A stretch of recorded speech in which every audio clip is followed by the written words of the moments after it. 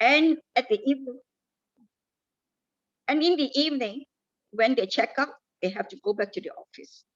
We as head must make the office a happy workplace to foster loyalty and sense of belonging. Hard work won't kill their spirit and enthusiasm. Gloomy environment will, dear fellow housekeepers. So provide a clean, healthy, cheerful environment for our associates and subordinates, just as we are serving a guest. As for the point of ignorance of our importance and significance, we have a lot to do to prove ourselves. But first, we must train, guide, and make our associates and subordinates well equipped with skills to perform their duties diligently and cheerfully. In this way, we will be placed in a more important and significant role. Housekeeping is full of foreign workers. Yes, I agree. The excuse being locals are not keen to work in housekeeping. Well, my idea is the recruitment process for housekeeping associates has to be reviewed, as the HR interviewers are the first contact for the candidates. They have to make the job functions interesting and rewarding. First, during interview, interviewers have to create to the interviewees that housekeeping is interesting and fun. A lot to learn, a lot to experience, not merely cleaning toilets, making beds, and other tedious work. Emphasize to the training and the know-how in housekeeping that will enhance their own household as well. Household chores in their own home will be more pleasant, and it's easy to create a better home environment and many such sweet thoughts. Secondly, reward. The remuneration of housekeeping associates and personnel has to be revised, or a different way of calculating wages, such as based on productivity, performance, and so forth.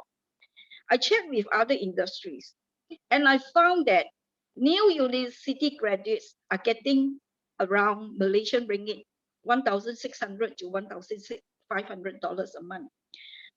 I would say this is a sum that we can afford in housekeeping. Many of these graduates are jobless or working in unrelated field or even work as sales promoters, where I don't see a good future in them.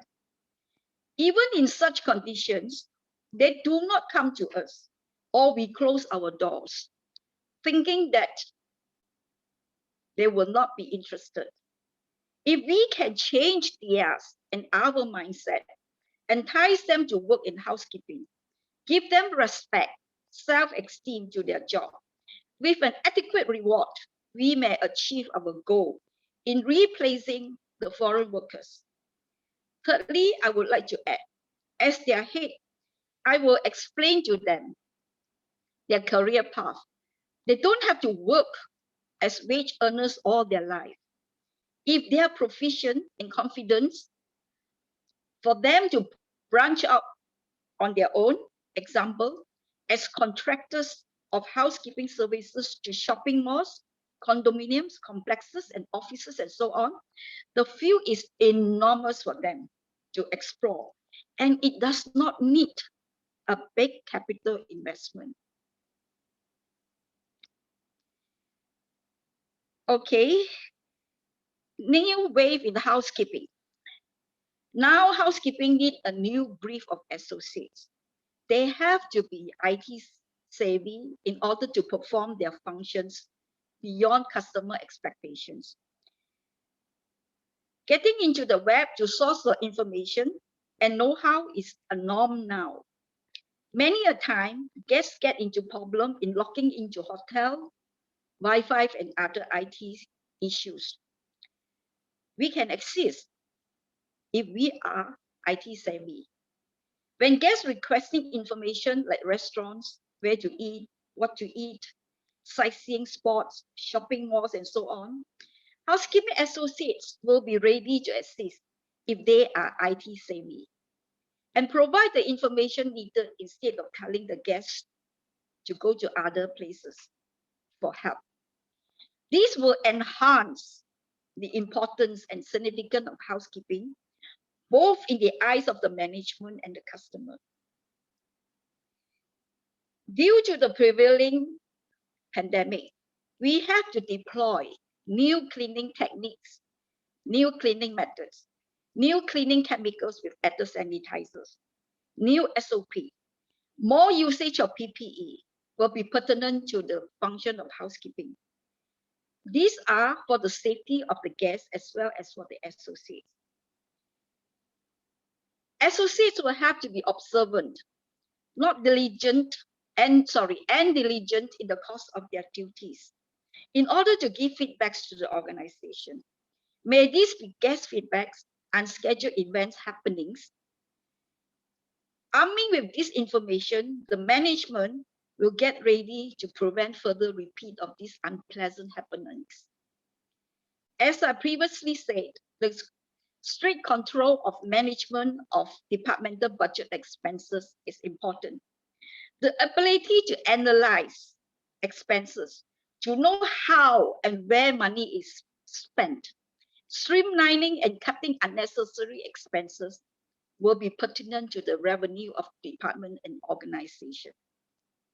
I always believe that saving directly will affect the bottom line. In other words, the profit and loss of the management.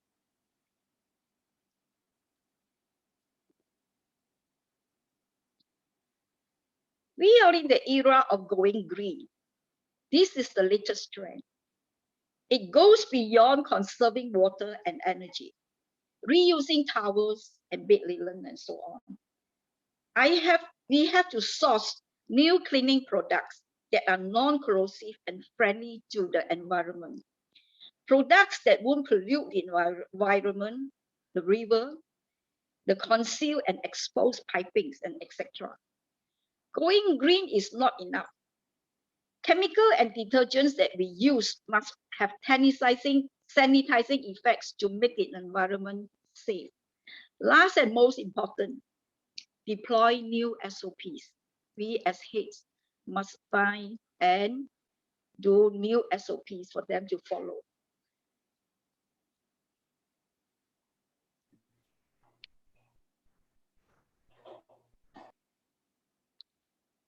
As always, cleanliness is the priority of housekeeping. New emphasis will be the sanitization, hygiene of environment, especially due to the pandemic. Customer loyalty is not only for the hardware, the building, the infrastructure, the decoration. Guests repeatedly coming back for the safe, friendly, and hygienic environment. We not only need to focus on our procedure in maintaining the cleanliness and hygienic environment of the premises, we need to showcase our efforts as well. So we place sanitizers and other safety measures in strategic locations in the public. We also need to place small bottles of wiped sanitizers in guest rooms as guest supplies to emphasize that we really care.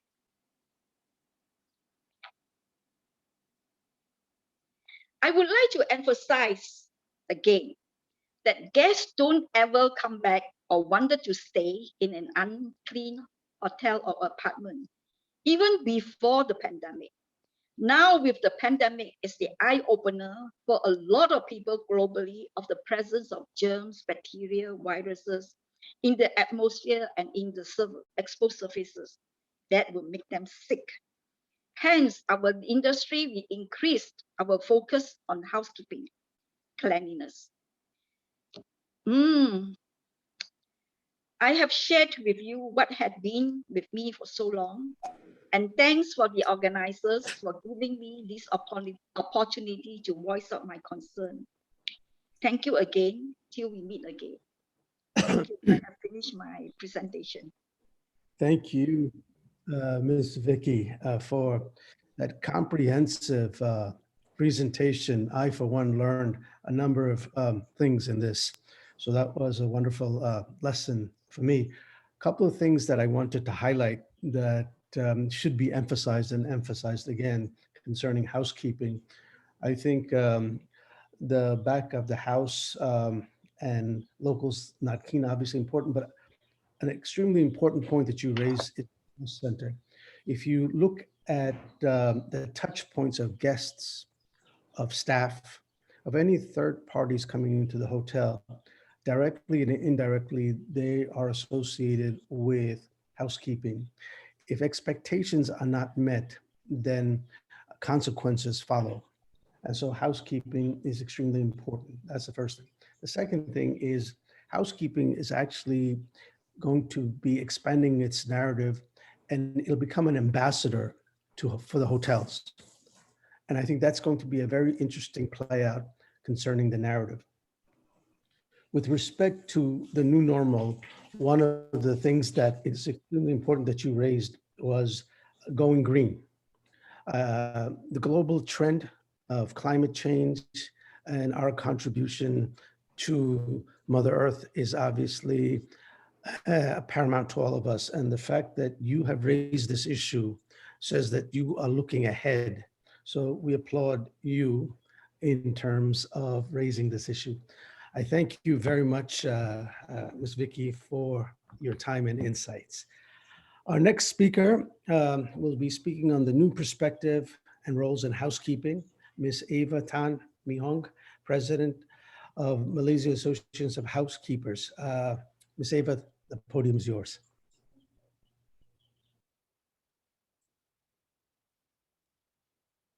Hello and good evening to everyone. Can you all hear me? Yes, can hear you very clear. Hi, good evening, Sri. So good evening, everyone. And again, happy Mid-Autumn Festival to those celebrating. And for those that come from my other kampung, the Philippines, magandang gabi, magandang araw to everyone there. Hope you are all safe there. So thank you again for the invitation to speak at this webinar today to share an insight of what is happening to the hospitality housekeeping industry and the future of housekeeping operation.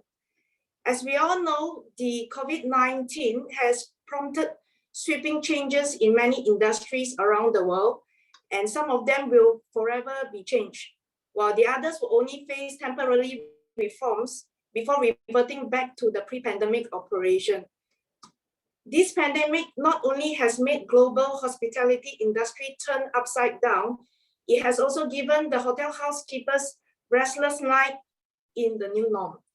In the short 18 to 20 months, hotel operations quickly started to look very different.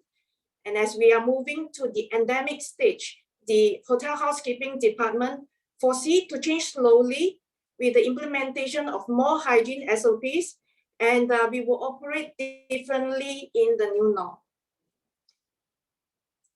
With the reduction of travel all around the world, the number of housekeeping staff in the hotel, probably in the hotel employees as general, has decreased significantly.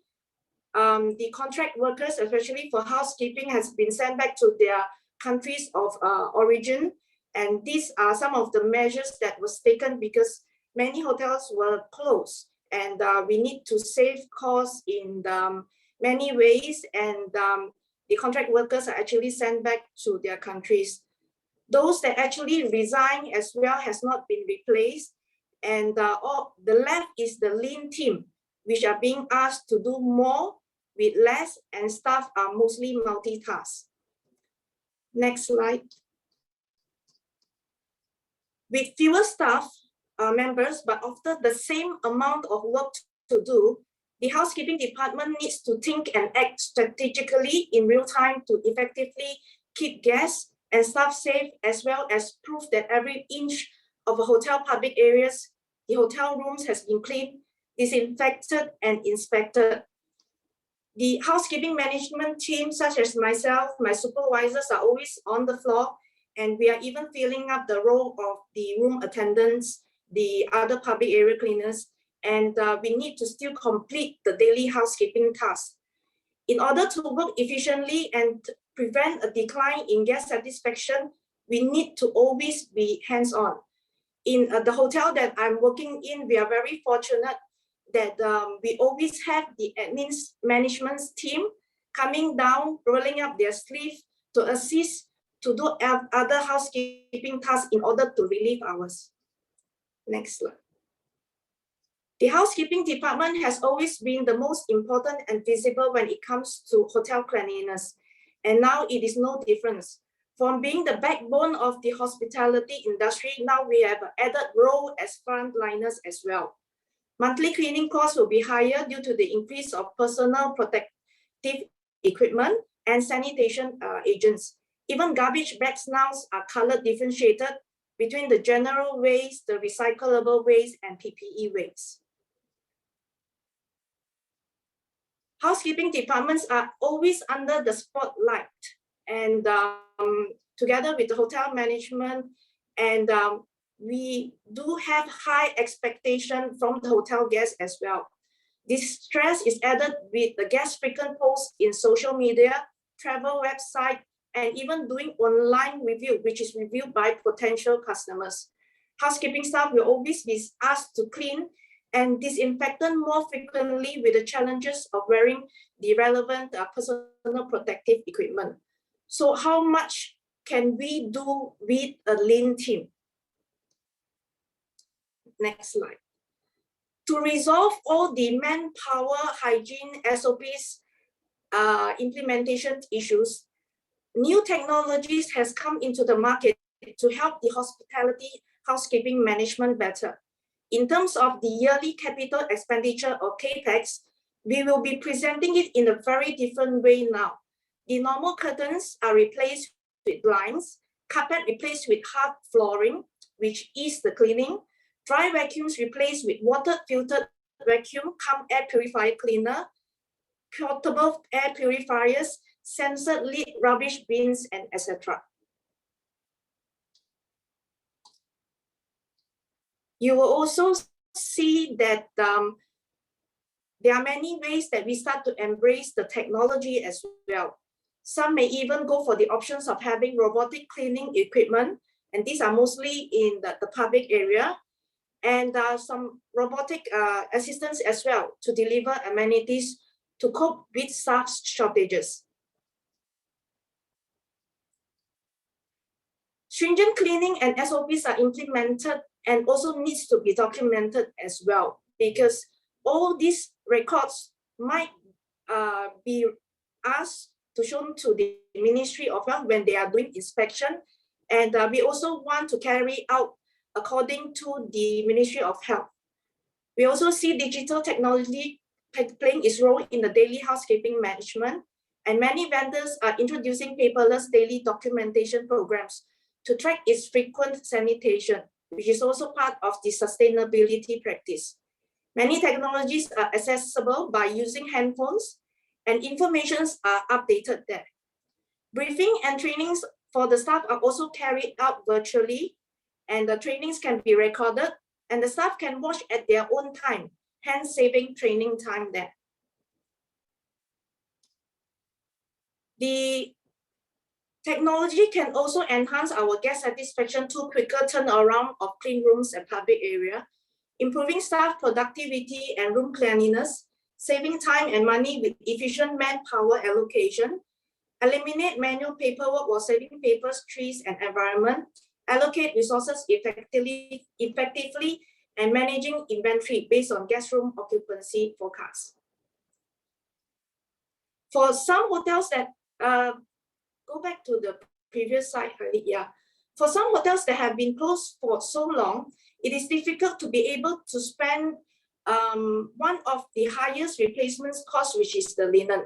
Therefore, the next solution for this is laundry leasing, which is a service offered that we don't need to worry about reordering replacement, linen inventory, achieving KPIs in controlling linen costs, and we will always be ensured to have sufficient park for the hotel. The linens are tagged with RFID chip to track linen movement, a mobile app to check on the movement of the linen, and they will not be required for any express services as the part is always sufficient. Next slide. So there's always two parts, which is always available in-house for use. The time for sorting and counting has actually been reduced, and there will not be a big amount of money spent on linen replacement. Next slide. All data collected are cloud-based, meaning to say there's no extra server space required in the building. The paperless record for those companies that is practicing sustainability, and a minimum sorting space required because the process has actually reduced the timing. If the hotel is not in favor to rent linen, then the next solution will be the linen laundry asset management system, which that means the hotel will only be required to use RFID tags, the hardware equipment, and back-end software, which efficiently identify, track, and monitor linen, increasing financial gains through reduced operational costs, reducing stock losses, optimizing stock movement, and purchase and improving asset management. The other main headache for the hospitality housekeeper is managing staff uniform, which is another one big amount there, which is another burden for the hotel. For managing its daily process till sourcing for suppliers and obtaining funds for the replacement are very challenging and time-consuming tasks. And therefore, there's a new technology that can now reduce the issue by leasing uniform as well, and there will be warranties given for the uniform.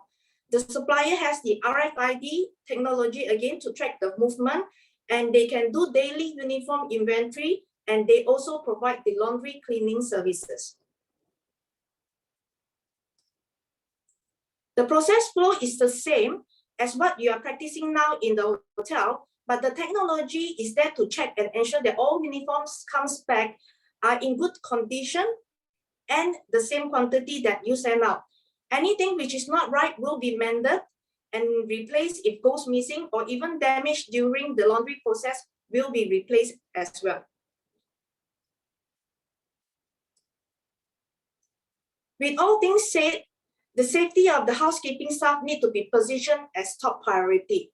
At this period of time, the hotel housekeepers are debating with the management team to change their perspective on the housekeeping team, raising their levels in job grade, appreciating them as frontliners and avoiding straining them to do more and to cope with the increasing amount of workload. The Malaysian Association of Housekeepers has taken the role to plan and organize series of open discussion, directing a discussion and advocating new methods for the hotel housekeeping industry. On our second open discussion organized by MAHIR a few months ago, titled The Hotel Housekeepers Challenges During the Pandemic, we have gathered many hotel housekeeping professionals to give their thoughts and come up with ways to resolve issues. We have also brought in series of industry experts to give training and seminars virtually in order to bring support to fellow housekeepers to ease their operation. For the issues of difficulty in recruitment or to employ employee, MAHIR has actually created a resume bank for the jobless to drop their resume, and we will dispense it to the hotels that need the employees. This is part of MAHIR CSR activity. For the year 2022, MAHIR will focus on the post-COVID, the recovery, and we will see what other methods that we need to implement in order to keep the hospitality housekeeping going and managing it better. And for the year 2023 will be the year that we will embrace sustainability. We look forward for more collaborations in the future, not only with suppliers, but with international association housekeepers around the world as well. Thank you. Thank you, Ms. Ava. brilliant presentation on the pathway forward. You mentioned some extremely important points that I'd like to reemphasize for us all, to remind myself and others the things that are signposts on the road ahead in the new normal. One is disruption of the status quo. And you emphasize this by way of technology. And the technology will hopefully address the CapEx issue that you had addressed, and the lean team, they're expected to do more or less. This actually leads into areas of sustainability where you're combining technology, sustainability, and startups. So I think you're expanding the stakeholders in the hospitality ecosystem. One of the things that Dr. Sri and myself have been talking about has been a hospitality accelerator as something to potentially launch in 2022. So we look forward to working with you on frameworking this initiative. Ms. Ava, thank you very, very much for a brilliant presentation. Thank you. Thank you. You're quite welcome. Our next speaker is going to be talking about the profession of housekeeping in the eyes of, I had talked about the name by the initials of PAGPM. Alfred, the podium is yours. Thank you. Thank you, Dr. Rusty. Good evening, everyone. Without further ado, I will straight jump to the slide presentation.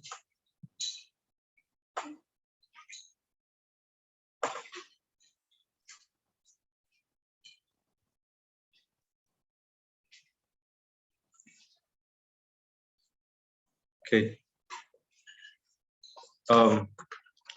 This is the sketch I did for tonight. I hope you could give some insight for this topic, which is the profession of housekeeping in the eye of employment agency.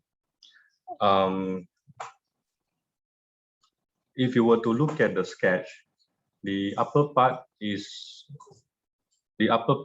where we can see is a service provision from the hotel, and another side at the right hand side, the right bottom, is the target audience. That means the customer that the hotel is targeting with. So when customer reach the hotel, there will be a series of engagement. The engagement that I think it will not just confine to interaction between hotel crew and also the customer, but it include also all happenings at the point the customer arrive the hotel. That would include how the hotel appeal in the eye of customer and how is the check-in process. And for myself, when I check in the hotel, I always look for if there is any yellow stain in the bathtub, because that highlight how the level of cleanliness of this hotel. So if you were to see that, these are the series of engagement when the target audience check in. I would say target audience because these are the targeted customer that hotel would like to target for, be it a family target, or is more like the business kind of customers. So that very much depends on what type of target audience that hotel is looking at. And thereby, it actually review through the engagement, what are those touch points that would appeal to the customer that actually come and check into the hotel with certain expectation, be it from the hearsay, virtualization, media, or imagination. We used to imagine how good the hotel will be and this and so forth. So how does this appeal from the checkpoint of expectation between the engagement, particularly the touch point, and thereby it derives to the user experience. And when the user experience would actually give a rating for the customer to say maybe this hotel cleanliness is good or whatsoever, then it gives a rating. So in this slide, you can see, most importantly is the engagement, the touch point to match against the expectation or the pain point needs that has to be satisfied from the customer. And that varies from hotel to hotel. And be it the service industry, workers, how would it appeal in the eye of employer when it comes to this engagement? It is different from the factories, because factory you are dealing with machinery to produce a product, but in service sector, the workers are the one that generate the revenue for you. But very much we always hear that the employer will say, it's good that, you know, I have recruited a group of these workers that are good in skill, and it will be a premium for the employer to say, how lucky am I?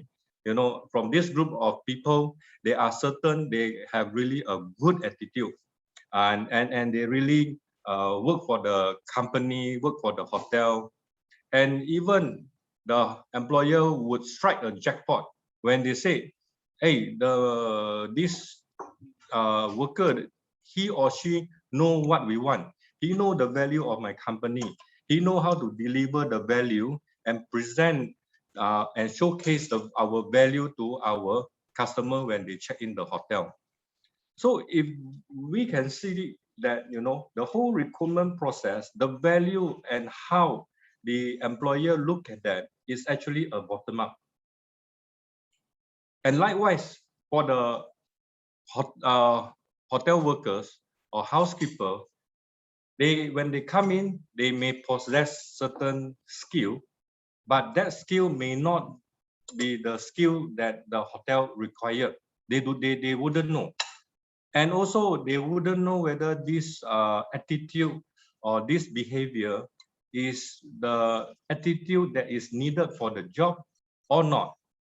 And don't even need to say about their mindset, whether they know the value of the hotels, you know. So I would try to stretch that, like for example, in the behavior, if you were to I believe there will be a limited time frame for them to make up the room. But if you engage a perfectionist to do housekeeping, that would be either the time is overrun or the job is being done halfway when the allowable time to do the housekeeping is completed. Thereby, we can see that always these are bottoms up. We would like to have another thought, is that engagement with the workers, including the recruitment, training, and also all this, it has to be from a top-down approach. Meaning to say, corporate culture will play a very important role in this sense. You know, the norms in the hotel, how the individual and the team behave, how is the decision process when encounter certain things, and what is the role model of the superior and also the owner of the hotels, and what are the vision and value the hotel trying to, because vision and values is actually why there is existence of this hotel, because it was existed to reach certain vision and those value proposition that would drive them to achieve that vision.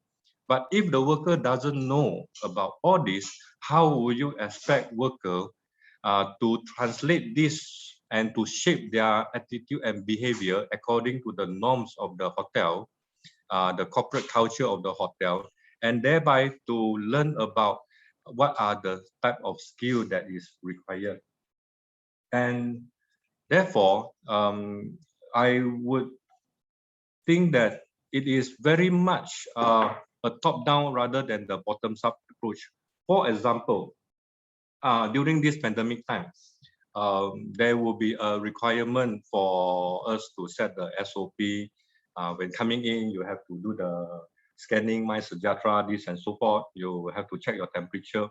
But if this is from the bottoms-up approach, with all this SOP required, what the hotel point of view is that I just want to make sure that my staff are doing the job to ensure that everyone check in follow the process.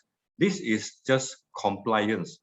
But if the value of the hotel and the norms of the hotel is always to put the safety and health of the customer that checking into the hotel as one of the first priority, without further ask, I believe the hotel crew and housekeeper, particularly because they are the one to make up the room, they will come out with ideas to enhance the value that delivered to the customer.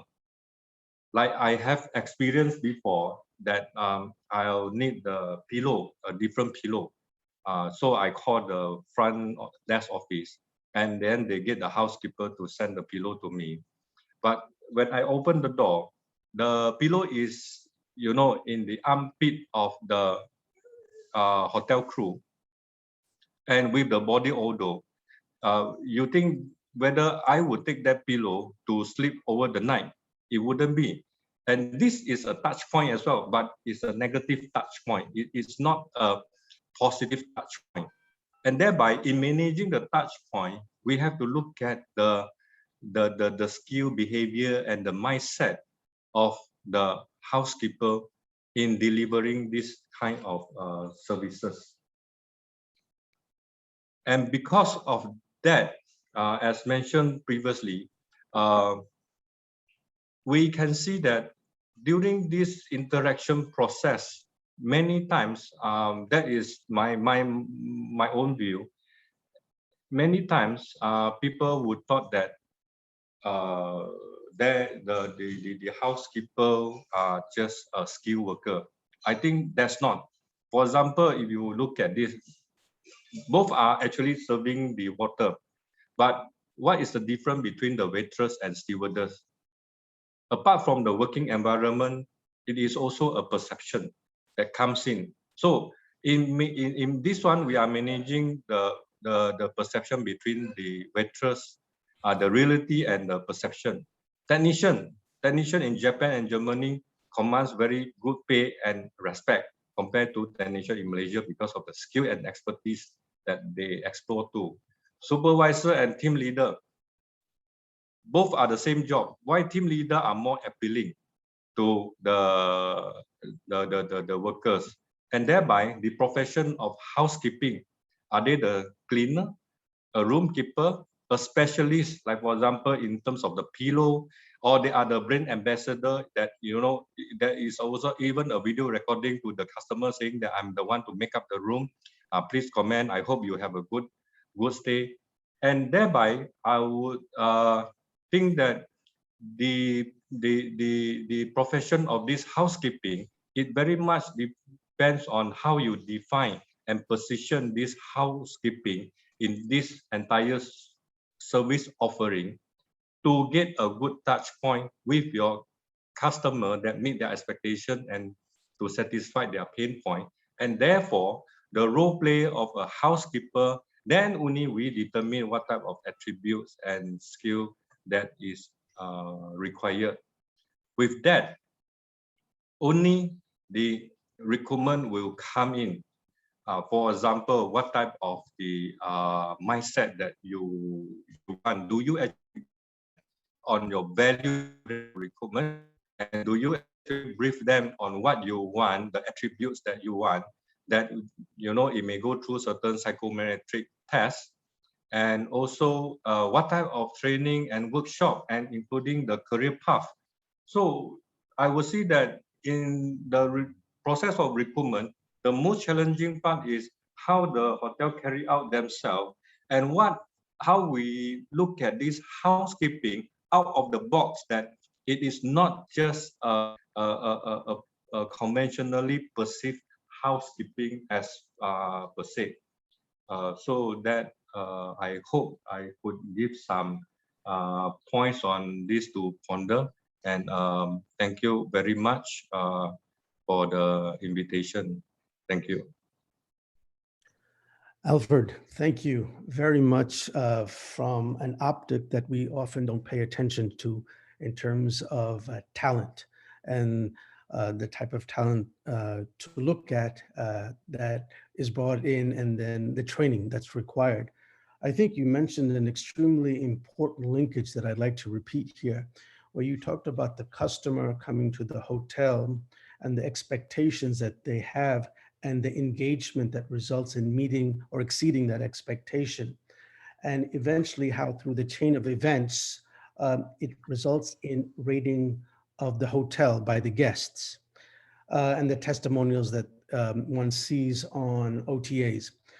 I think there's an important linkage that hopefully we will emphasize during group discussions to the end, where the ratings of the hotel is linked to the touch points, and that the employer, the hotel, must be more cognizant, must be more vigilant, and must give greater weighting to those who are helping in the rating of the hotels.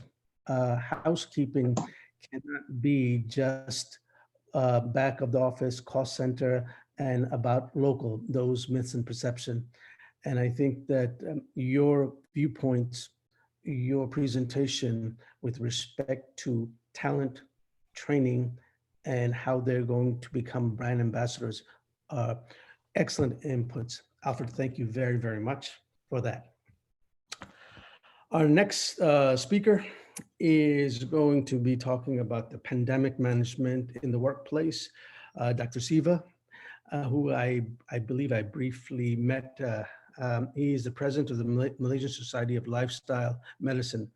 Dr. Siva, the podium is yours. Thank you.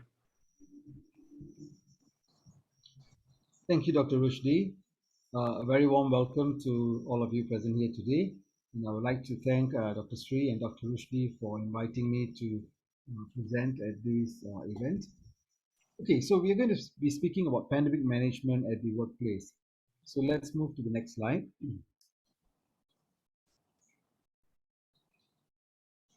So pandemic is an epidemic that occurs worldwide over a wide area, crossing international boundaries, and it usually affects a large number of people.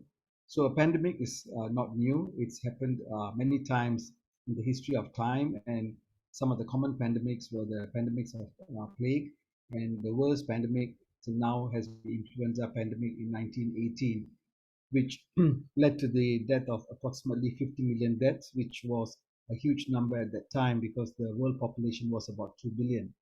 In the past 20 years, we've seen SARS, H1N1, MERS, and now we have COVID-19. Can we go to the next slide?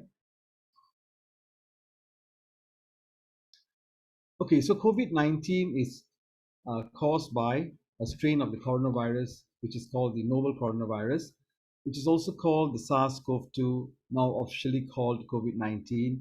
It was first discovered in Wuhan in December 2019. It has now mutated, and there are various strains, and the Delta strain is the most prevalent strain currently. Next slide. So this COVID-19 has an incubation period of about 2 weeks. That means from exposure till a person develops symptoms, it can take up to about 2 weeks. It spreads via droplets.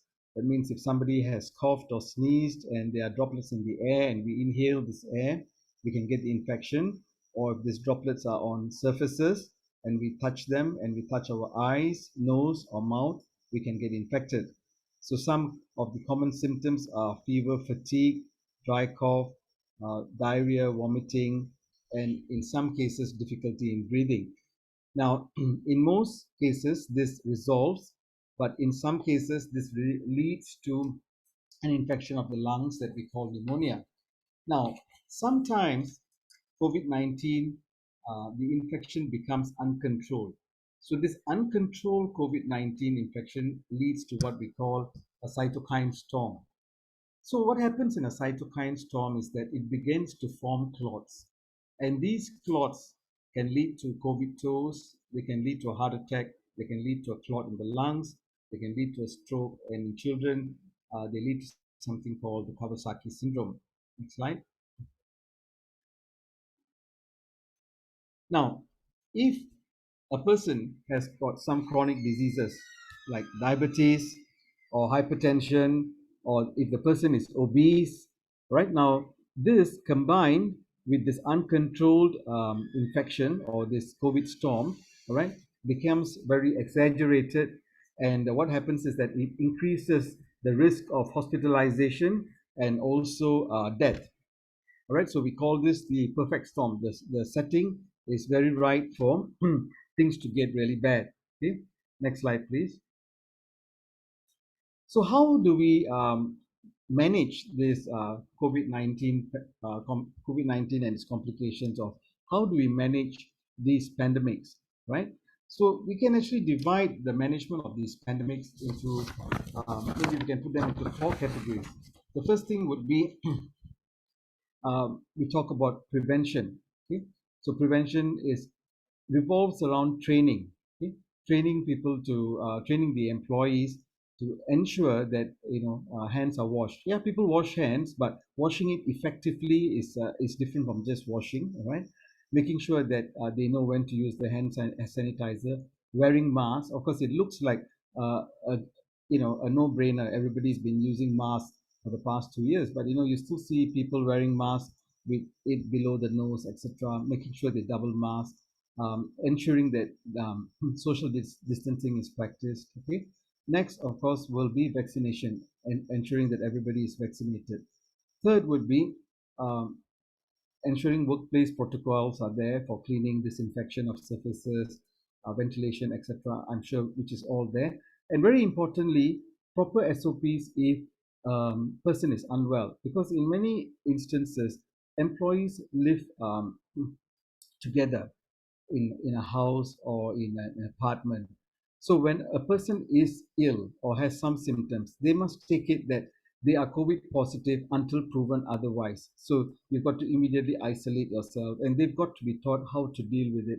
Otherwise, everybody else in that particular apartment or house will get sick, and the spread will be more rapid.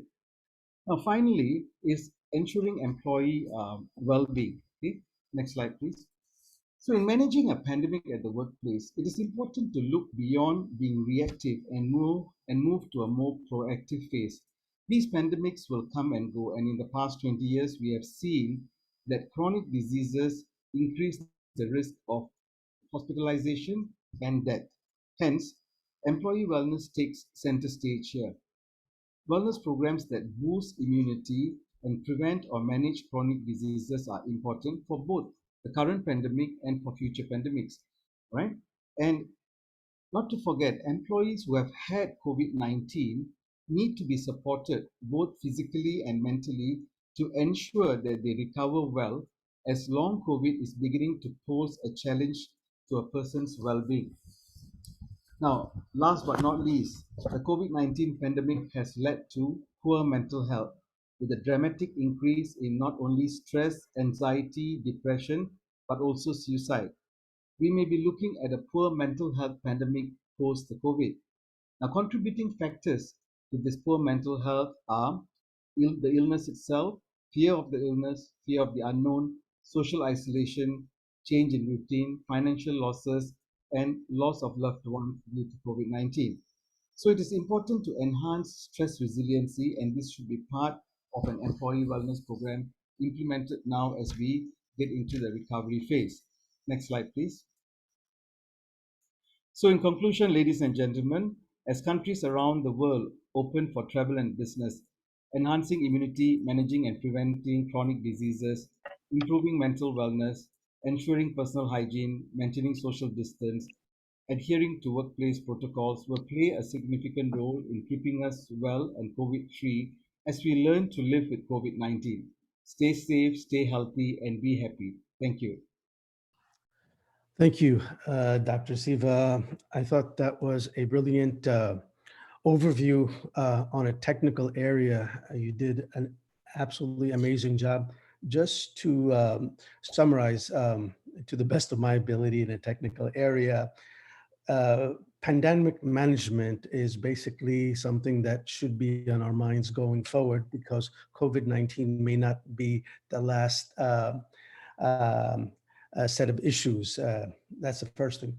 The second thing is there is a linkage between housekeeping and pandemic management, and management of hotels and hotel companies must be cognizant of it, both from the point of view of preemptive and quick action, reactive, because this is going to eventually become part of risk management, because this is potentially an accident waiting to happen. So liability management. I think these are excellent points, and I believe you have an event coming up in early December that you will do a deeper dive in, and we look forward to that particular event. Dr. Siva, if you can just briefly give us 10 or 20 second promo of that event, because I think it's important for the registered users here and for the panelists to know the things that you're working on. So Dr. Siva, if you could just tell us a little bit about that. Yeah, sure. Thanks, Dr. Rushdie. All right, so in December this year, 4th and 5th of December, we'll be hosting a virtual lifestyle medicine conference. So here will be, lifestyle medicine encompasses 6 core areas. We talk about nutrition, exercise, managing emotional and mental wellness, avoidance of substance abuse. Here we're talking more about tobacco and alcohol, social connectivity, and sleep. So we'll have speakers from around the world presenting at this conference, and we'll be learning about how we should be more plant-based, all right, to improve our immunity, how it's important to take care of our mental and emotional wellness, how enhancing positive emotions will help us. It doesn't mean we're going to suppress negative emotions, but how we're going to cultivate these positive emotions, and we'll deal with the rest of the topics as well. So I look forward to seeing some of you at the conference, and we'll share with Dr. Rushdie, and Dr. Sri is part of the society as well, and we hope to see you guys there. All right, thank you, Dr. Siva. We look forward to learning about that. If you could include that link to the event in our chat, this way our users can at least visit. So thank you, Dr. Siva. Sure. Our next speaker will be presenting on occupational cancer. Dr. Munisamy is the medical director of the National Cancer Society of Malaysia. Dr. Munisamy, the podium is yours, please. Good evening, ladies and gentlemen. Dr. Rushdie, thanks so much. And of course, Dr. Sri as well for the invite. Please allow me to just share very quickly, and I'm just going to check whether you can see my screen and you can hear me. Yes to both, yeah? Yes. Okay, thank you very much. Okay, so a very good evening. This is not, should I say, terribly sexy presentation, simply because Dr. Siva is perhaps the man of the hour as he speaks about COVID. At this point in time, I don't think anyone's too worried about cancer. So if we all live past COVID, then we can think about cancer maybe next year, I think is the general kind of viewpoint. However, I'm just going to very quickly go through a couple of very interesting, perhaps even slightly frightening ideas about occupational cancer. And I mean, I've got no immediate answers out of this really short presentation, but I think it's just to kind of tease your minds, and so that we can get thinking onto this topic, because simply put it this way, the greatest part of our lives are spent in the workplace. And from the time that you finish university or school or wherever it is, you start a job at which you work at least between 8 to 10 hours a day. Of course, it's even longer if you're Asian, and you work something like a 40 to 60 hour week, and you continue to do this for perhaps the largest part of your lives. And this is where the challenge comes in terms of occupational cancer, simply because cancer is a game of dice. It is the game of risk. Okay, and no one, I always am fond of making this joke, there's only one specific type of individual who has a 0% risk of getting cancer, a dead individual.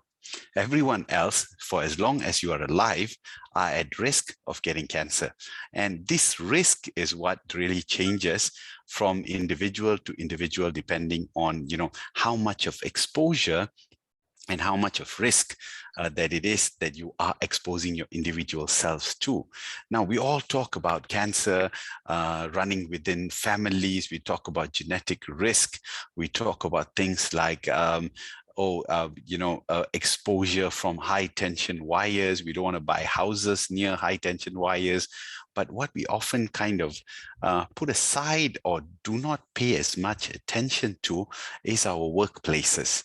And simply because due to that large amount of time that you spent in your workplace, it's extremely prudent for us to actually consider on whether these workplaces are kind of related to where an increased amount of risk could be.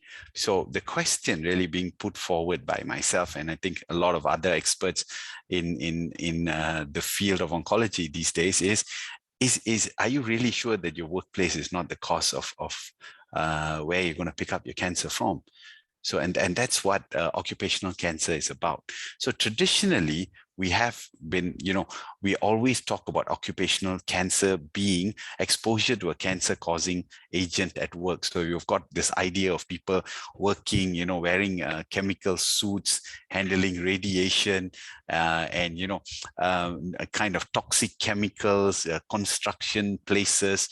We always hear about asbestos and a long time exposure to asbestos, and all these causes cancers, occupational cancers.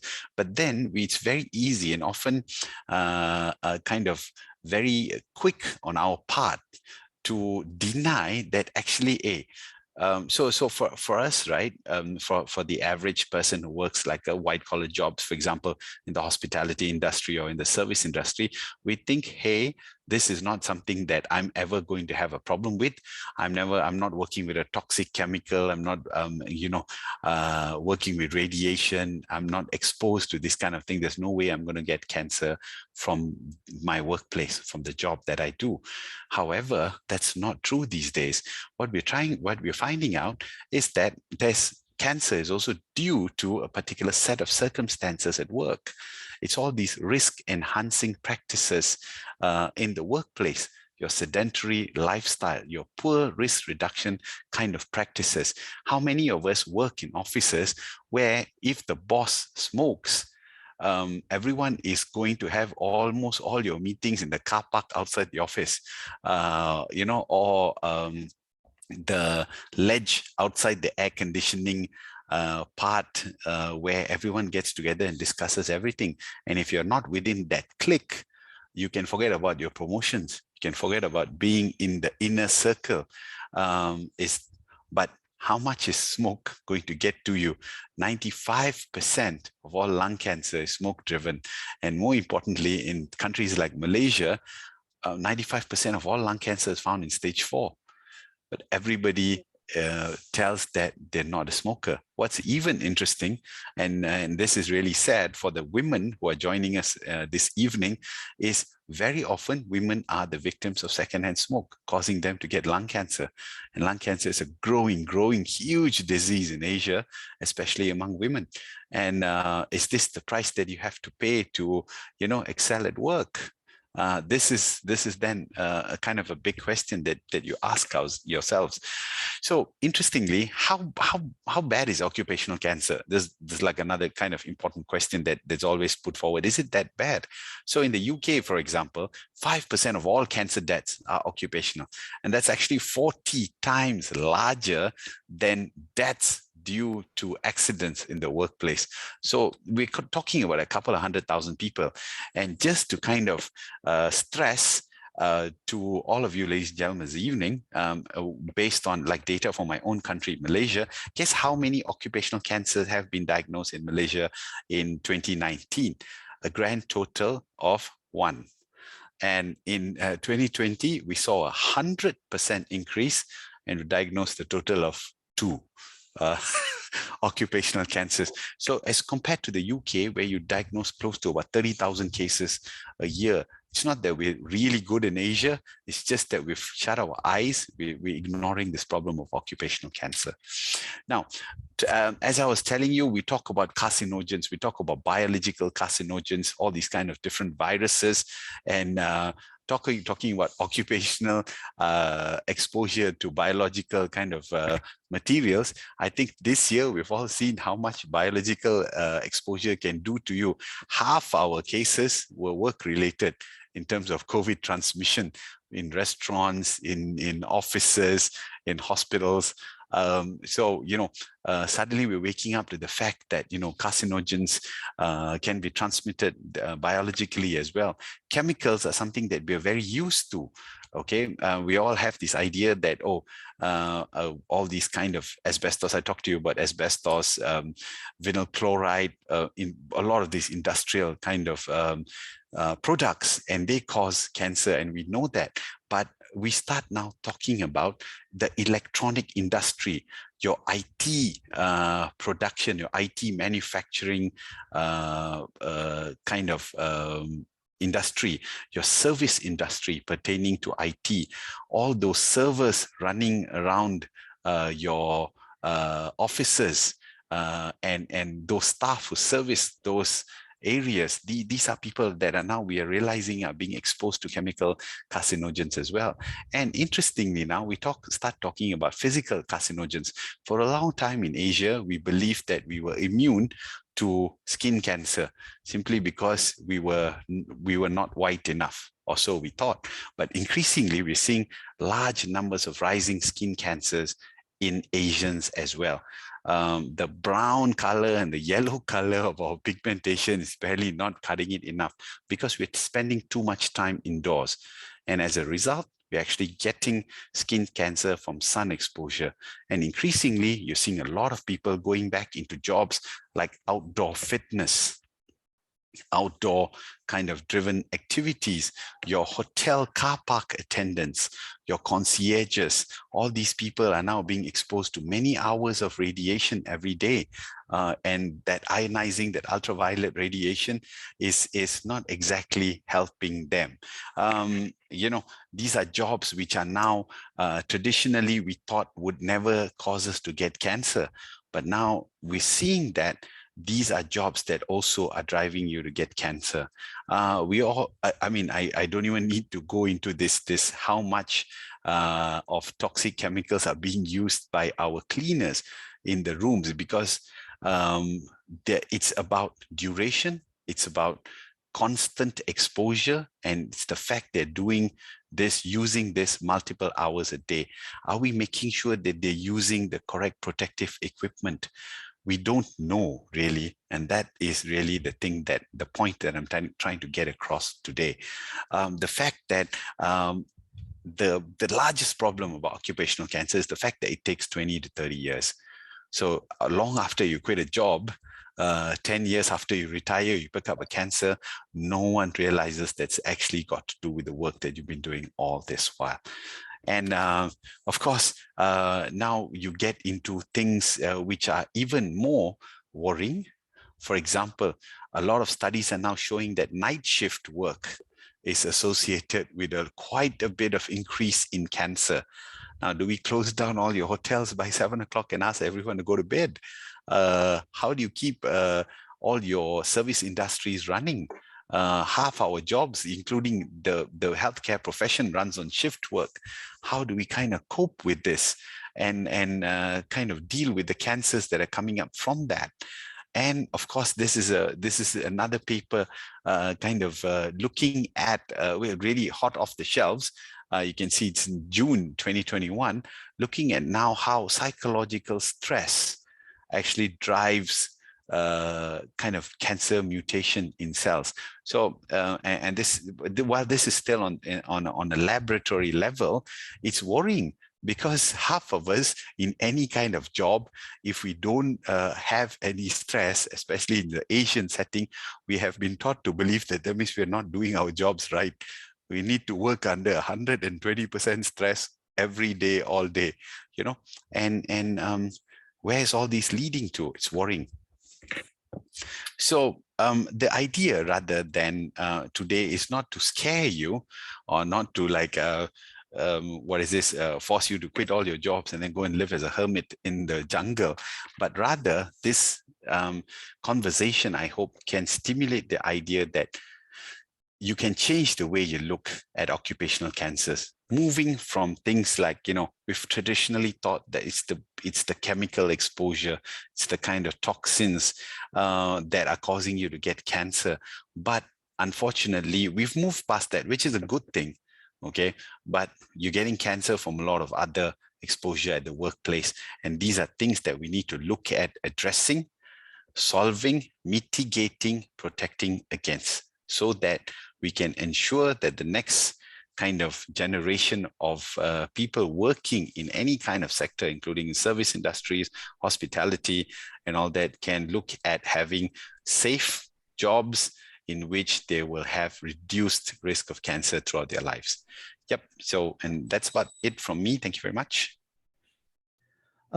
Thank you, Dr. Munisamy, for a technical presentation that you made relevant, and it allowed us to at least think about workplace, because the greater amount of time that we spend in the workplace and all the risks that we are exposed to.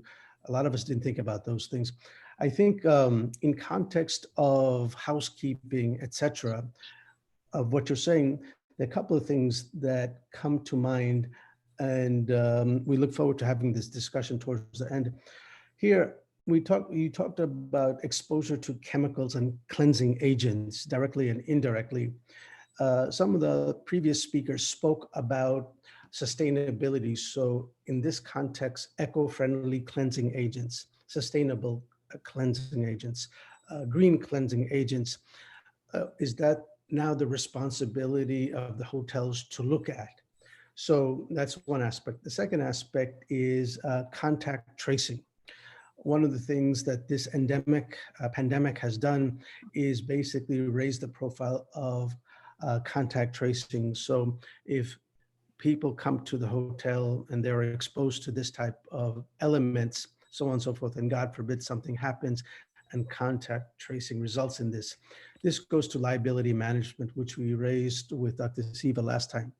There's a lot of things to unpack here, and obviously in a short period of time, you've done a wonderful job in at least broad-based highlighting the issue. I think we need another separate event, Dr. Sri, to talk about what Dr. Siva and Dr. Munisamy are talking about. So Dr. Munisamy, thank you very much for your time. Pleasure, Doc. Our next speaker, again, I'm learning with each speaker, so thank you all, is going to be talking about the skill standards for the house. Puan Zahin Haji Ali is a trainer for the Malaysian Association of Hotel. Puan Zahin, the podium is yours.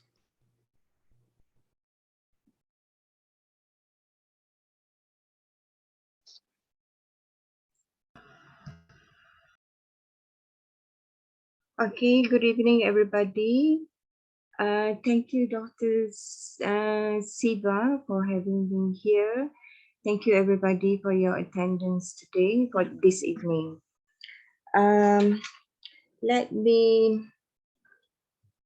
Allow me to share very briefly on my humble experience and knowledge in the hospitality industry.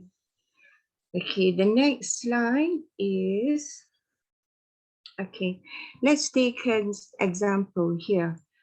It would take a lot of time, energy, and series of skill training for a room attendant before he could be able to make the perfect bed. And also there are numerous trials and numerous errors and numerous series of training for a kitchen helper before he could become a qualified master chef. So it isn't easy. It will take some years and some sacrifices in order for him to polish his skill until he is qualified to become the master chef. And the next,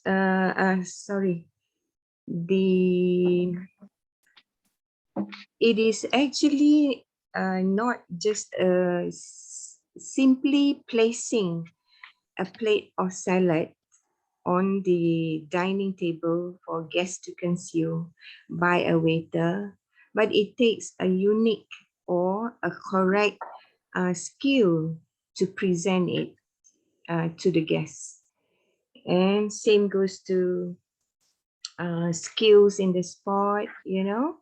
It takes many years, a lot of time spent, and also energy in order for her, the gymnast, for her to master the skill and will be able to showcase her ability. Same goes to the public area attendant, and it also takes him to go through numerous skill training, in order for him to master the skill in maintaining a good look and the original beauty of the marble floor in the hotel. Same goes to here. Similarly to the footballers, it is also would be taking a lot of training and strenuous training and a lot of time and energy spent before the football team could take home the champion trophy. So the next slide, please.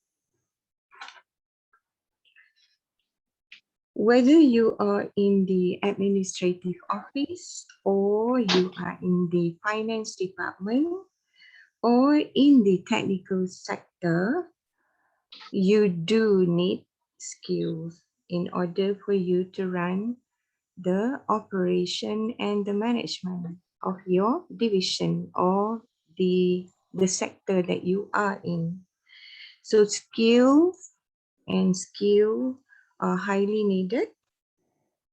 Even if you are the farmers or you are the paddy planters, you still require skill.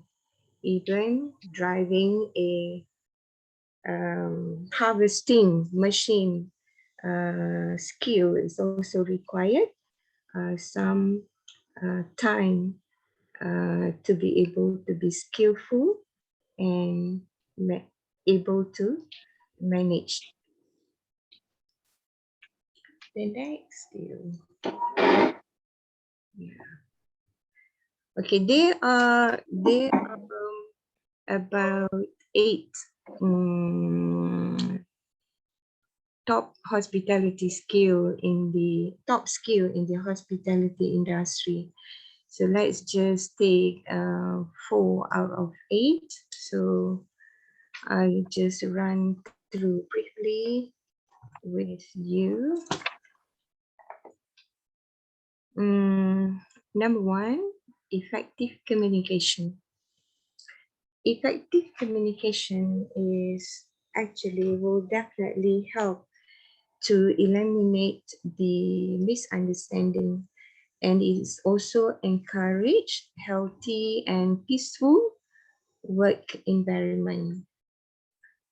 Efficient and open communication with your team will also let you get work done quickly and professionally. And this would definitely enhance the guest experience, those guests that staying in your hotel or whichever workplace that you are working. The second point is the second skill would be the interpersonal skill.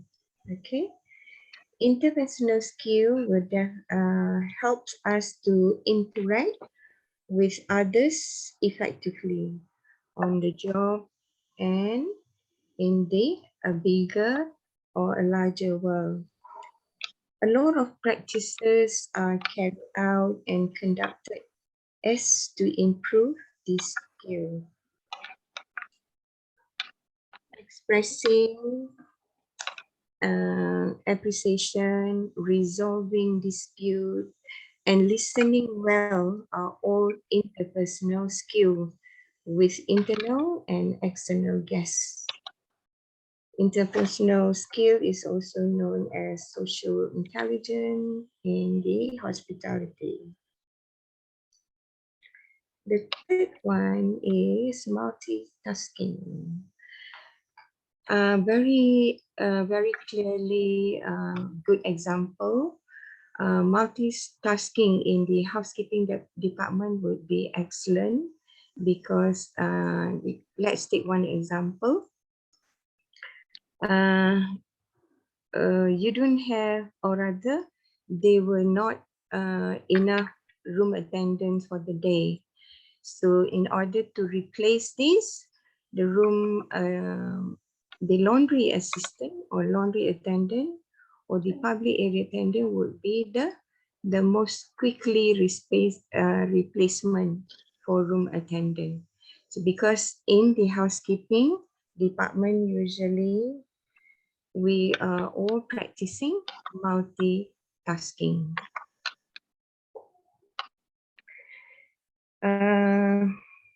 It is actually in housekeeping scenario is really very important and it is productive. Like I've given you the example just now. And usually the housekeepers or people who are working the housekeeping has got this great ability to manage multiple responsibility at one time. Yeah. I am the living example.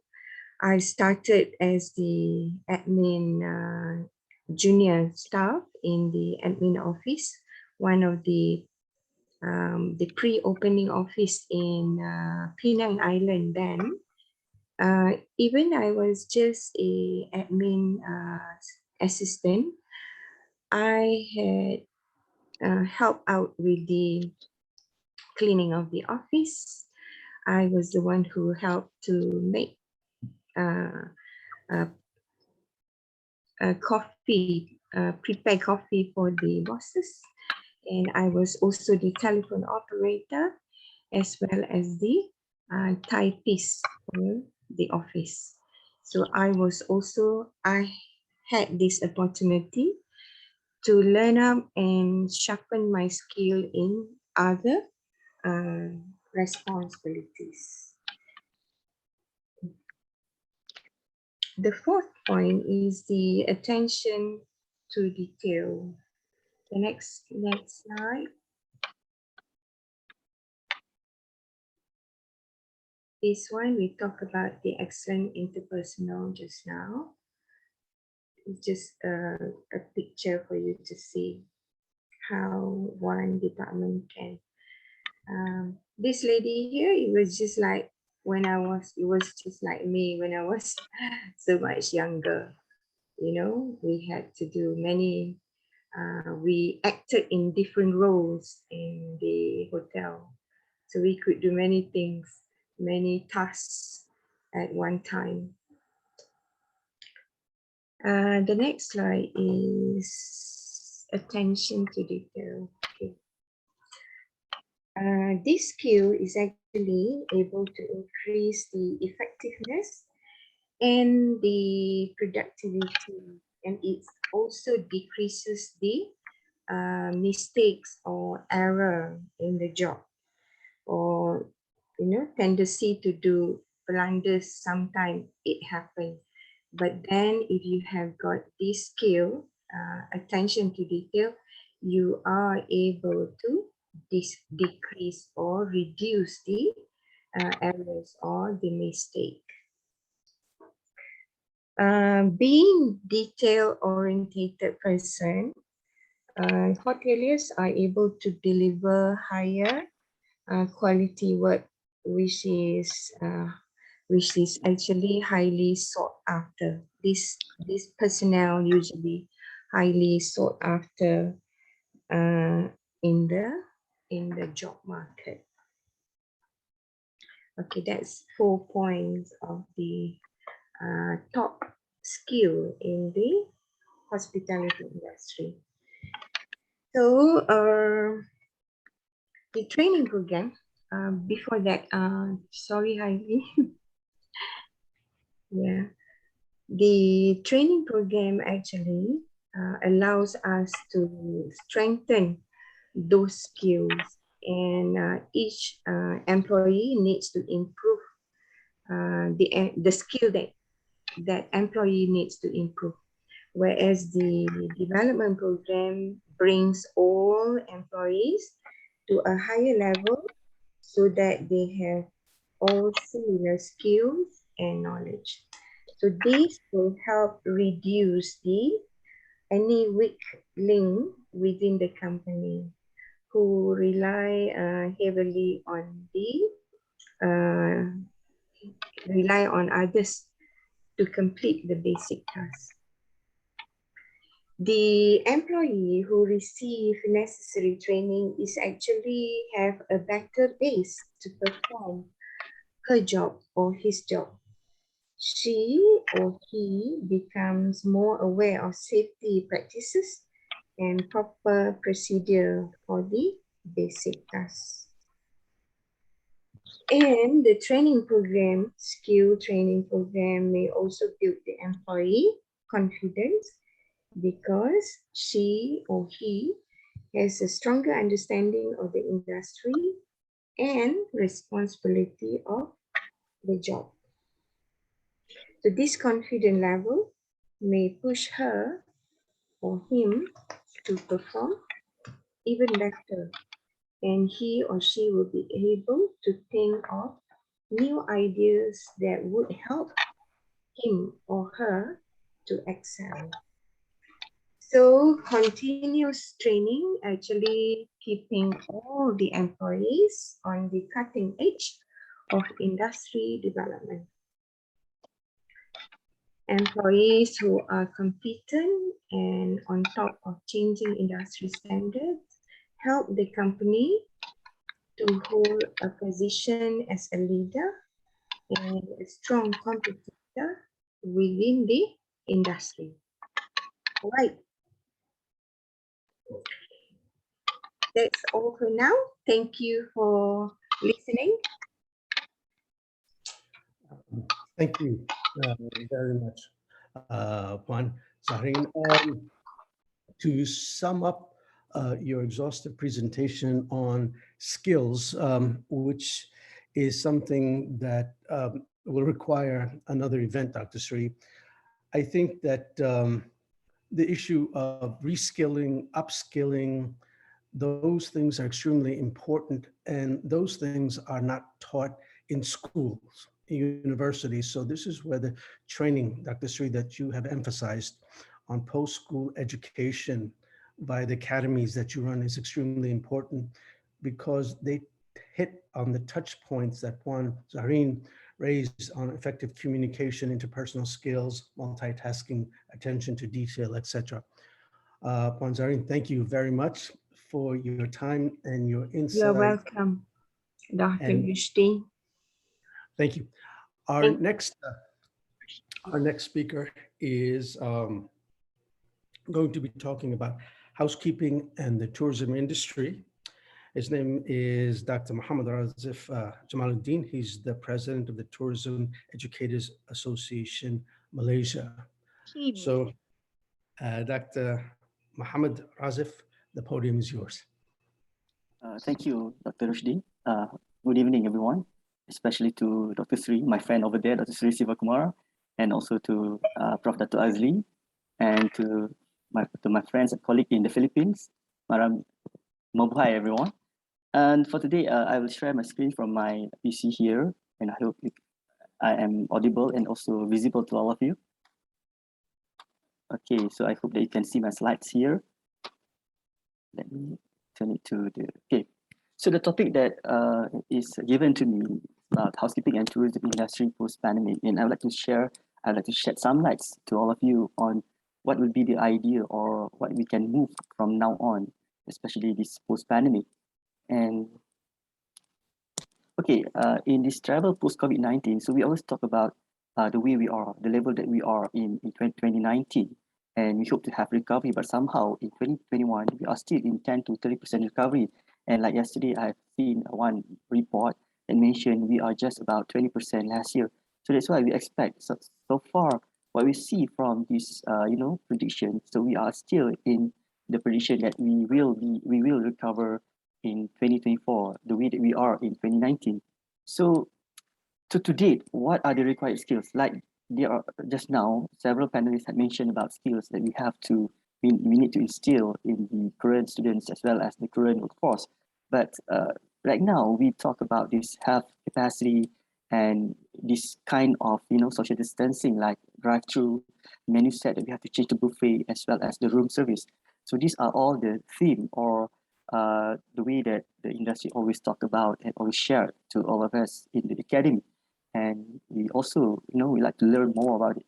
And when we talk about these hard skills and soft skills, and we can see before this during pandemic, we have, we need to emphasize more on the hard skills.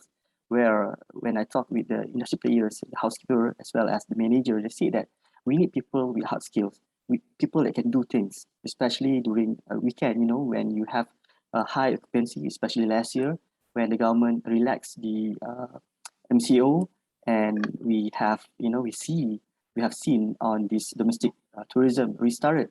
But that's why I could say that during that time, we talk about these hard skills, 70% hard skills and 30% soft skills.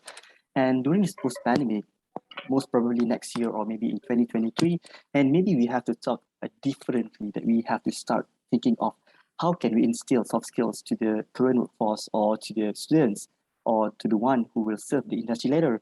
And there are, for example, my background is in the higher education, and we always talk about a new way of doing things. And we have been saying, people talk about this merchandising and retailing, big data. This is a very popular topic. Digital entrepreneurship, revenue management, innovation, event management. So where in the future we have to start leveraging on hybrid concept, product development. This one is important when we talk about this internal and external communication. And finally, even though this topic is quite dated, but somehow we still have to revisit service quality in this new landscape, especially when we talk about new normal and people starting to coin the word new normal. So it's interesting to all of us here, especially the fellow panelists, where we can have another session to talk about more, theme or streams for us to have a better idea what we can serve to the customer in the future. Okay, just now the previous speaker talked about the skill set that is really necessary for the hospitality industry, for housekeeper. But what I've seen or what I've read from the reports, they say that the new skill set need to look into this flexibility, adaptability, as well as visibility. So that kind of skill set or new theme that they are really looking forward. And especially in housekeeping, this one is like normal, people talk about sanitation and social distancing, but we have to also look into this, how can we start to think about this faster turnaround, especially to the housekeeping and front office, because before this, now after this pandemic, especially during this the weekend, where like many people started to go out, to go to the resort, to go to the beach because they want to spend time to relieve stress. So we can say that all, the guests like check in at one time, and the average increase of 30 to 35% more time required to clean the room. And before this, we can say that the rule of thumb is slightly like 45 minutes. And now it's, the housekeeper need sometimes more than 1 hour. So how can we maintain the similar service? Do we need required, or do we need extra staff? And the policies, this is another thing. It's interesting that we have to also discuss about what kind of policies and safety procedures are required So we need to have sharp and efficient work. So that's why, do we want to follow the guidelines established by National Security Council, or we can come up with the in-house guidelines, or the housekeeper association would like to coin or would like to propose, just maybe relaxed policies. And then we can but somehow we also need to use different guidelines, SOP for different rooms, because some rooms are located in the, in the hilly areas or the beach, because sometimes, the process or the size of the room, it need, slightly more time for them to finish everything. And then to establish the acceptable level of safety. So for example, how long the room should be offered after thorough cleanliness. For example, like, can we offer the room before 3 hours after complete procedures? Or we can have some, I would say that this is something that I've seen during this pandemic, where you have to, hotels started to call or to ask what time you arrive to the properties. So that kind of practice maybe would be normal after this. So because we want to minimize the waiting time, because for hotel that having more than 300 rooms or more than 200 rooms, so sometimes you short staff, you're short of staff, especially during the weekend. So that's why this kind of to arrange for the check-in time is really critical to them. And one more thing that maybe we can discuss, I'm not sure, because you are the housekeeper, maybe can share in the future about these apps, because nowadays people talk about technology assisted using software on mobile apps. So because we have to keep abreast or keep pace with the progress of technology, where we can use the apps to speed up the task. So that's why maybe housekeeping staff must undergo training to master the system. It's not only maybe for the beginning we can give this training to the permanent or experienced staff. In the future, maybe everybody, because sometimes, this work, sometimes you cannot have the loyal, staff. So that's why it's kind of like investment for you. It's not only investment to the technology, but also the investment to the resources or to the workforce.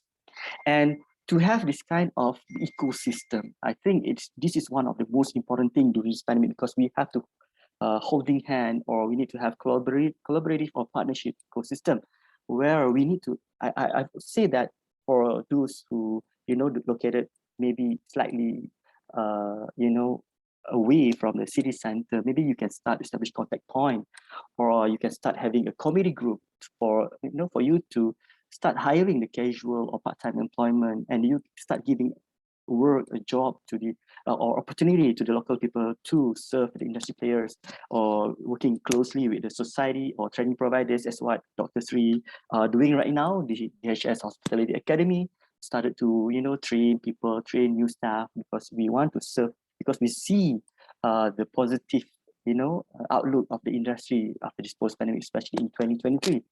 And this can also solve the staff shortage problem, especially during the busy month. And trust me, if let's say the government relax the MCO, maybe somewhere around November, then we can see lots of people, we go all out, go to Port Dickson, Malacca, Penang, Genting Highland, Langkawi, or whatever. And these digital skills are also important for the staff to become tech savvy, because we want to instill the technology. So because the most important thing for the industry players is not to instill or to not to introduce the technology to the front line. Meaning for you to introduce technology for the guests. For example, when the guests check in, when the guests go to the room, they see lots of gadgets. No, it's by right should benefit the staff. The staff should use it, because it can expedite the process of making room or whatever. And it's not only the digital skills, but also make them become well-rounded skills. So how many of you during this pandemic, when the staff, because you have kind of sell rooms, so build up well-rounded skill force, workforce, with all-round skill set. So that kind of thing will benefit the industry players. So we want to retain them, or we want to make them well-rounded so they can serve, especially during the weekend when you have higher occupancy. Then you can rely on several staff, maybe they can do for extra work or part-time. And so we have to make sure that they learn the convention of the hospitality industry. something like marketing, finance, economy, because they will also become the ambassador for our brand, right? And finally, we also need to have this environmental friendly. So we have to start to think of what is the best way for us to come up with this environmental friendly policy. So all of us here need to understand the concept of environmental friendly. It's not only understand, but also to make it as a way of life, to create the 3R or water, energy, and solid waste free environment, become team player or volunteer, especially those who are in the hilly or green areas or the rainforest or beach. And because of when we talk about this industrial pollution by the tourism and hospitality industry is massive, and housekeeping department may be contributed to this pollution. So that's why we have to think, what is the best way for us to start thinking that we can protect the environment by giving, by also taking proactive action that can save environment. And after this pandemic, I would say that we have to serve millennials, and we can say that millennials will change the way the industry outlook. For example, like this, they are tech savvy, they are expressive, they learn by exploring, they want attention and demand for content and inputs, as well as they are lifelong learners. So I'm sure after this you will hire this millennial. So that's why you also need to make them become, the work become playful, something that they learn doing this housekeeping. It's not like pressuring them. So that's why we have to give this kind of skill set to the students, to the housekeeper or to the young staff, especially the millennials. And that's all from me. Thank you for listening. Back to you, Dr. Rushdie. Thank you. Thank you, my dear brother, for that very interesting presentation on making the distinction between hard skills and soft skills and supporting evidence about each. I think if you took this one step further, that actually goes to addressing compensation issues that were raised by one of the earlier esteemed speakers and career path. That's what we're basically doing. And so your points about in the new normal, where there may be a flip on emphasis on soft skills compared to pre-COVID is an excellent point. And all the skilling and pain points that you have suggested to be addressed actually will help with respect to compensation schedule and career paths. So thank you very much for those very interesting and insightful thoughts, Brother Ross. Last speaker, but not the least speaker, we typically try to keep the best for last, is Housekeeping Challenges in Southeast Asia by Mr. Ryan Kaiser. He's an executive housekeeper of Hotel Agrabad in Bangladesh. Mr. Ryan, the podium is yours. Hello, good evening, everyone. That doesn't look like you. Yes, good evening. Good evening. Yes, good day all. I'd like to thank everyone to give me this opportunity to talk here, especially thanks to Dr. Sri and the others to give me the chance to talk here. So my topic is, I'm going to speak about the housekeeping challenges in Southeast Asia. The housekeeping, in the housekeeping department, every people are doing the very hard work. Day by day, challenges are increasing and increasing, especially in the housekeeping department, who are responsible for ensuring hotel cleanliness to protect the health and safety for both guests and associates. So I'm going to talk some common challenges, those we are facing every day in operation, especially in Southeast Asia. So the common problem is language barrier. In Southeast Asia, language barrier is one of the common challenges in housekeeping department. Usually room attendant or housemen who are responsible to make the room, they sometimes they need to contact with the guests, but they are not good in English. Every year lots of foreign people comes from foreign country in Southeast Asia. So if they don't know about English. So it is a communication hassle, the communication gap between guest and staff. So it is one of the common language barrier problem and challenges. Another is skill staff.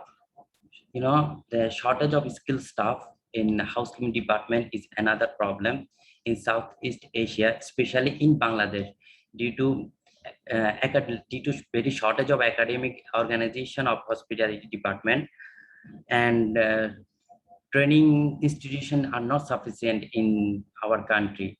So we are not getting skilled staff in every year because of shortage of academic and training institution. Another problem is migration. Lots of our skilled staff every year migrate themselves to other countries like Europe, like Arabian country. If you make any survey that 50 to 60% people are from Southeast Asia in working Arabian country. So it is also a common problem and also big challenge for our housekeeping industry. So another is switching to another profession. Due to lack of opportunity, some of our skilled staff switches them to another profession. It creates a shortage of skilled staff in our housekeeping department. And another problem is physical injury. Physical injury is very common in housekeeping department. In hotel and resort, housekeeping staffs do the hardest job. Sometimes due to work pressure, they do not follow SOP of work procedure so as a result, they get injured during their work. Also, they have to deal with lots of cleaning agent.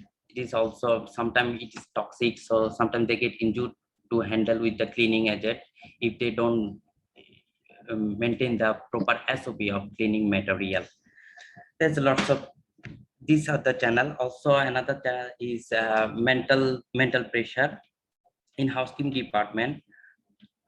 Room attendant make 14 to 16 room in 8-hour shift. Sometimes they need to do more, even sometimes they don't get day off because of high occupancy during especially in the peak season, and also do overtime every day. So it causes mental stress for the housekeeping staff. If they're suffering from mental pressure, they can't give 100% to their workplace. So as a result, we are not getting 100% from them. So it is also one of the challenges in Southeast Asia in housekeeping department. I think these are the common problem in housekeeping department in our daily operation. But now another massive problem, everybody already talked about the COVID-19.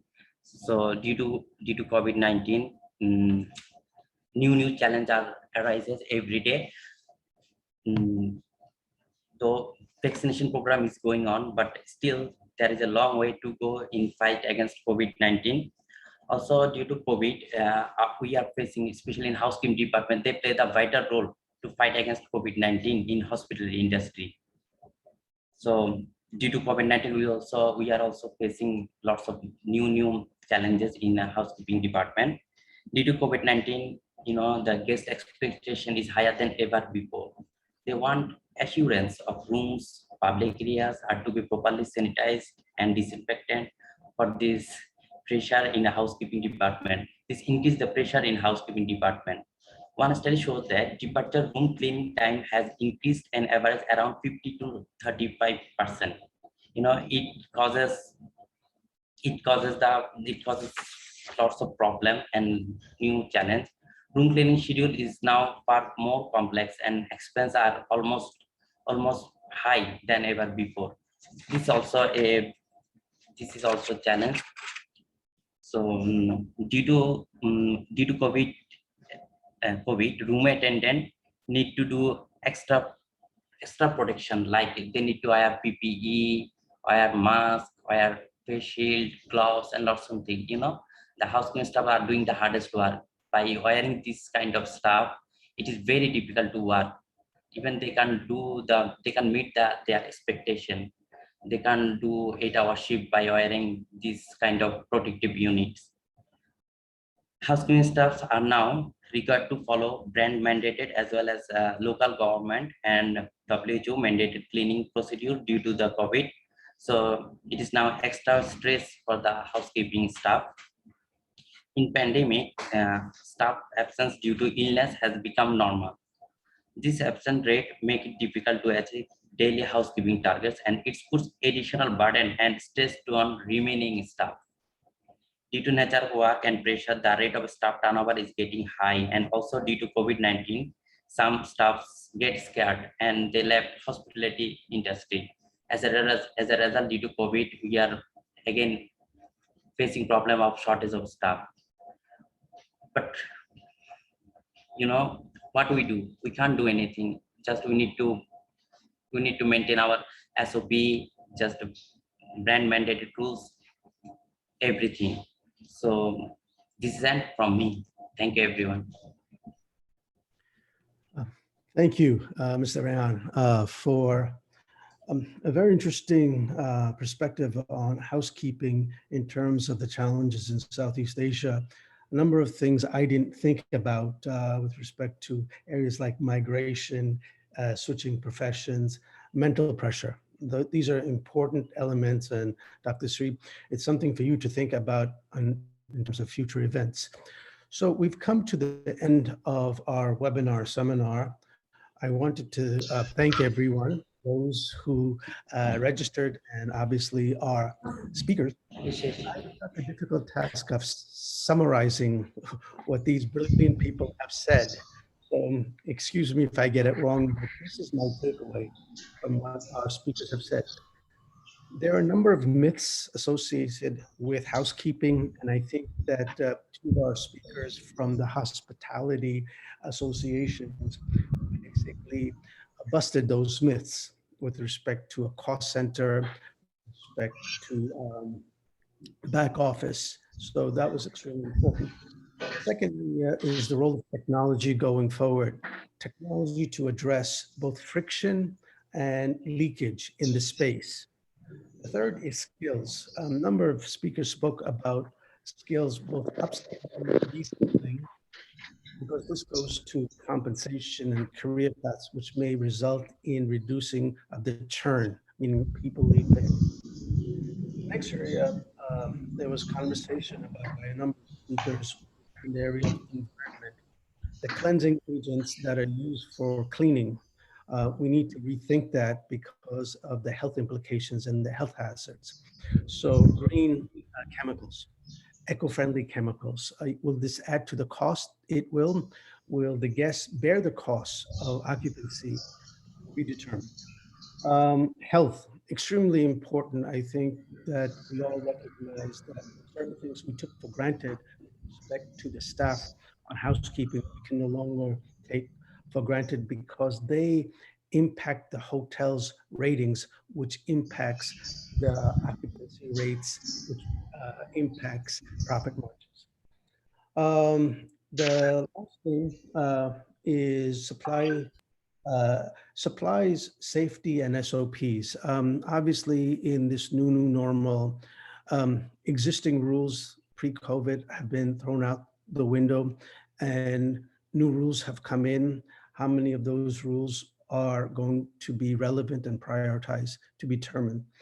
So those were some of my takeaways with respect to the summarization of this very important event. At this point in time, I thank you for your indulgence and your patience. I will turn it over to Dr. Sri Kumar on his thoughts as we leave you today. So thank you all very much. Dr. Kumar.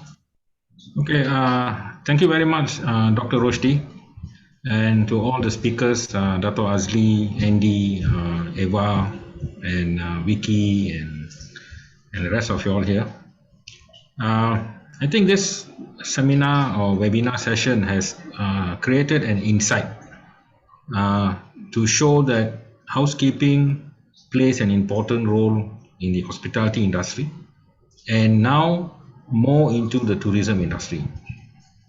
And I think that hoteliers, Andy, I mean, you are the general manager down there, would also help us to spread this message to your other colleagues who are GMs, and also maybe we could meet again with the two housekeeping association and see how we can bring forward more programs to educate, to highlight the importance of housekeeping. Yeah, we need your academy to do the human developing, capital team developing. Okay, and we will do it. We will meet. We will do it, and we would like to also invite you in October. We are having this seminar called "Blowing the Bubbles Away with Winning Tourism: The Ethnic Way." So we have already lined up the athletes there, and now we are just waiting for the welcome speech. So who's going to be the one? We will keep you notified on this event, and we hope to see you all again in the next webinar session. So thank you very much, and have a great night, and a very good morning again to Dr. Roshdi. Yeah, thank you, Dr. Roshdi. Thank you. Thank you. And I would like to share here on the 30th of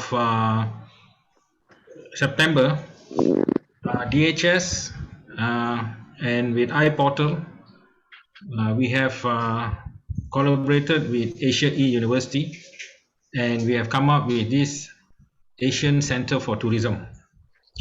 Now, this is something new, something different with Asia E University, and it is a Malaysian university, and their presence are in 34 Asian countries. And we are going to bring more exciting programs for youth. One is on skill. We are also bringing programs for industry, people who are in the industry, from diploma to postgraduate diploma. And we are also tied up for general managers to have programs from Switzerland and also from Cornell University. So you can see that we already have the industry experts inside, and this Asia Center for Tourism, I would say that it is gaining momentum. Today I had a discussion with the Taiwan Tourism Board, Indonesian Tourism Board, Philippines Tourism Board, and also Brunei. So this will be another showcase of iPortal, DHS, and Asia E University. So please join us for the soft launch on the 30th of September. We will send you the link. I think I sent to some of you all the link. Please join us, and this will be a new way forward in the hospitality industry and the tourism industry per se, where we call it not Malaysian hospitality, we call it Asian hospitality. Because they always say Malaysia is truly Asia. So we can't use Malaysian hospitality because Malaysia Airlines will come after us. So we call it Asian hospitality. Okay. So thank you very much, and wish all the best. And to all the attendees who attended the function today, thank you very much. Thank you. Stay safe, stay strong. Thank you. Thank you very much. Thank you. Stay Thank you, safe. Vicky. Thank you. Thank you, Eva. Thank you, Thank you, all. Shiva. Thank you, Dr. Sri. Thank you, Miss Vicky. Thank you. Thank you, Murali. Thank you, Puan Zarin. Dato Azli, thank you very much. Rehan, thank you very much. Thank you. Thank you. Bye bye. Good night. Thank you very much. For the Chinese, Happy Mid-Autumn Days. 中秋节快乐. Thank you. Thank you.